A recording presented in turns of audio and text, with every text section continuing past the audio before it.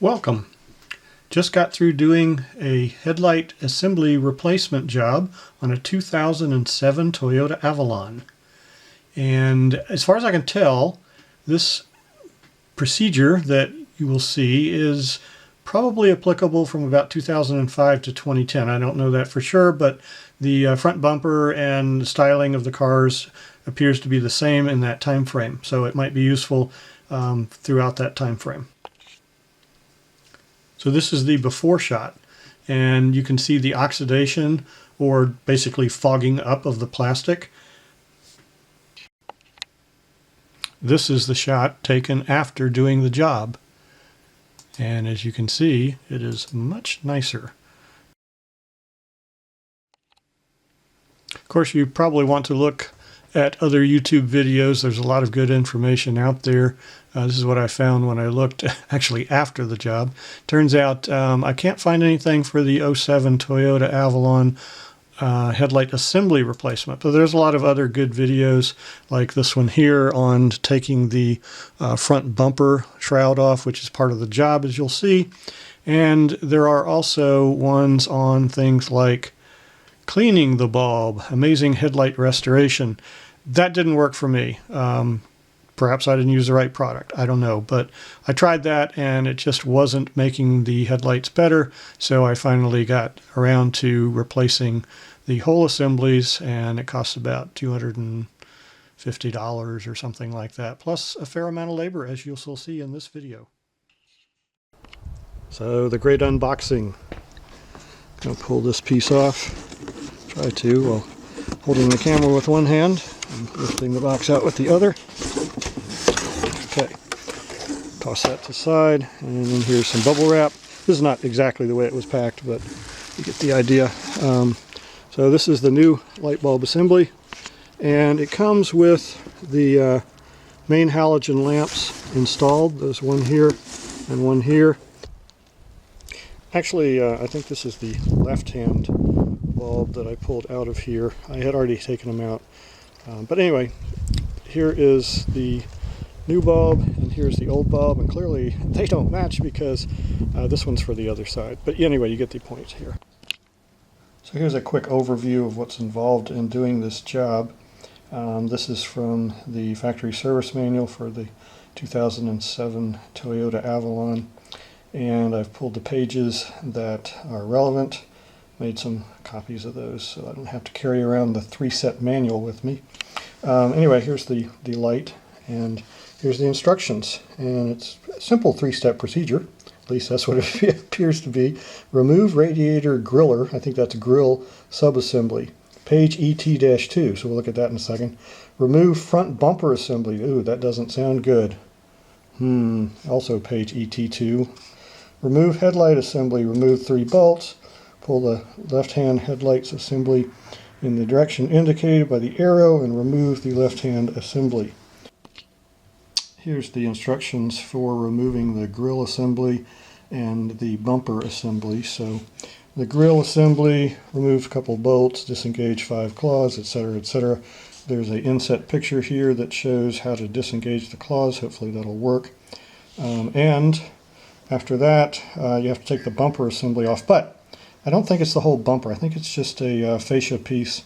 And what that involves is there's a thing here in the wheel well, and then some bolts down below. I'm not sure about this one on the side. It looks kind of weird. I need to check into that.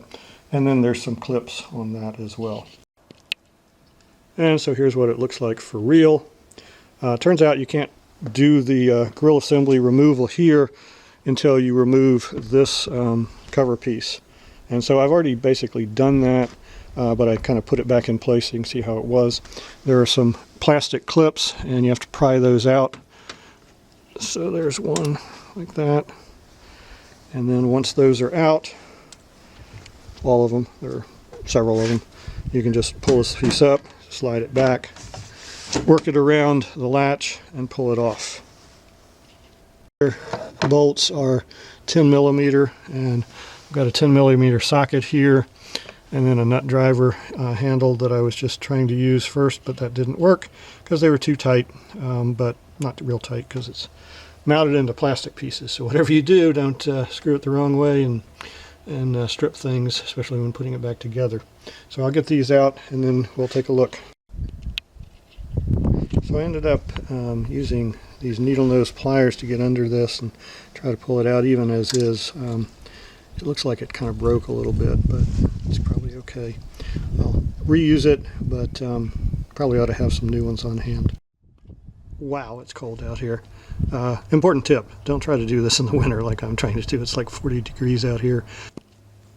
Alright, these claw hook things, they're a little bit of a pain. I found them inside, and I think I've gotten one loose and know the procedure. So let's see if I can document that. Looking down in here, I don't know if you can see it or not, but there's a little tab right here, and seems like if I'm pulling up on that, I can pull the thing out. So this may be one of the more valuable parts about this video, is trying to learn how to do these claw hooks. I think I'm right that pulling up on this was the key.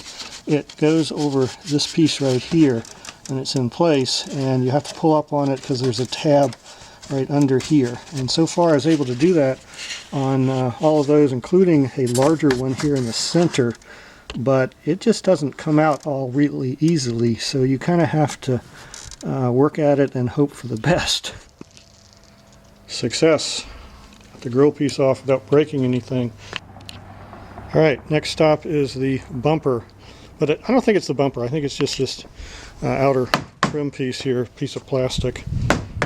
It's a very large assembly, and it wraps all the way around to here, and from the service manual it talks about releasing this, and then there are a bunch of bolts underneath, and let's see, I think there's this bolt and this clip. I don't know why they have a bolt and a clip. That's bizarre.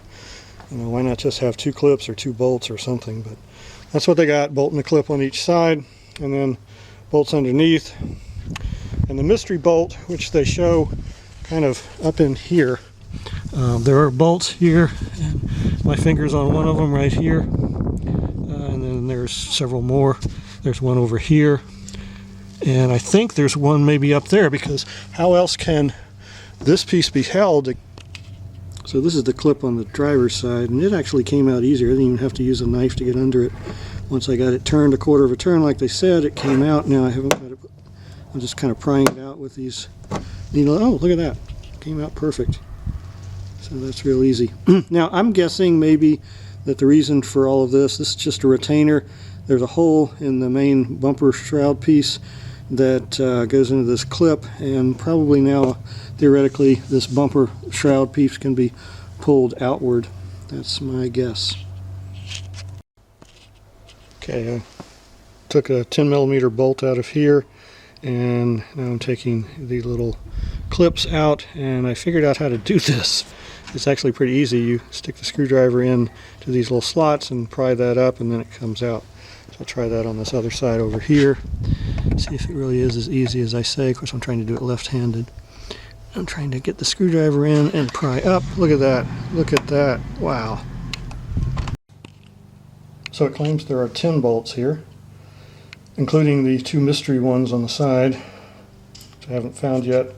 I've only got 7 bolts out the bottom, so there may be an 8th, or this thing may be an error. I'm going to check one more time. If we come over here and look at the bumper, it definitely wiggles now. And if I grab it down here at the bottom, you can see it moving. But of course it's held on the sides over here. And it claims that you just pull out and it disengages the clips. That's great. But there is also the potential of the mystery bolt in there. And so I'm not going to go just pulling really hard yet. So we'll see how that goes. Okay, so got a friend over here, and we are hunting for the mystery bolt. And we found it, believe it or not. The mystery bolt is right there. I don't know if you can see that, but basically where my light is shining at. And so we just got to get a 10mm nut in there and take that off. But it was hidden by this cover for the wheel well. Okay, you're on. All right, so we're going to try to find the mystery bolt on this side, and we're going to dig in here, try to pull the that plastic piece back so that we can find it. Okay. Ah, yes, that nice sound of things. Oh, nice. Look at that. We have an access key. Sweet. All right, so I'm going to put the camera down and help us get this bolt away. Okay, so we're going to pull on this one and hope it comes off without breaking anything also. So we've got the bolt out now, and I'm pulling. Wow. Oh, look at that. One's released. Once one releases, I think the others will come.